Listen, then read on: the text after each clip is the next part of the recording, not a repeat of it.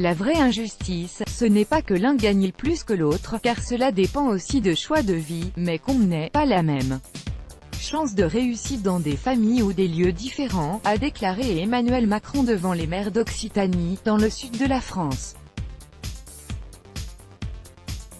Dans un long plaidoyer en faveur de sa politique, après avoir écouté les questions des maires pendant 2h40, le président français a résumé sa vision économique et sociale, face notamment aux critiques sur la suppression de l'ISF, l'impôt sur la fortune. Si l'un gagne plus que l'autre, juge-t-il, ça dépend s'il travaille plus, ou s'il s'est donné les moyens de le faire, s'il considère que l'objectif de sa vie c'est de gagner de l'argent, ou de créer des entreprises, ou autre. Il y en a peut-être un à côté qui a décidé, lui, d'avoir un autre équilibre familial, ou de passer moins de temps au travail.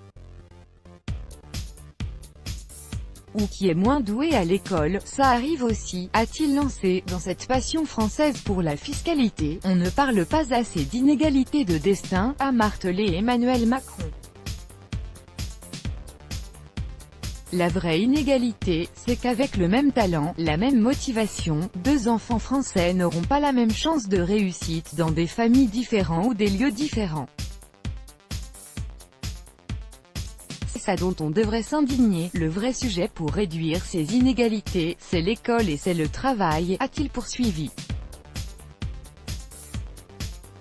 Le chef de l'État a aussi défendu ses choix fiscaux et sociaux, de la suppression de l'ISF à la baisse des aides au logement. C'est pas en rétablissant l'ISF et en faisant le référendum d'initiative citoyenne qu'on réglera le problème du chômage de masse, a-t-il conclu. L'ISF, ce n'est pas un sujet entre riches et pauvres pour moi, c'est un sujet sur est-ce qu'on veut aider nos entreprises ou pas, a lancé M.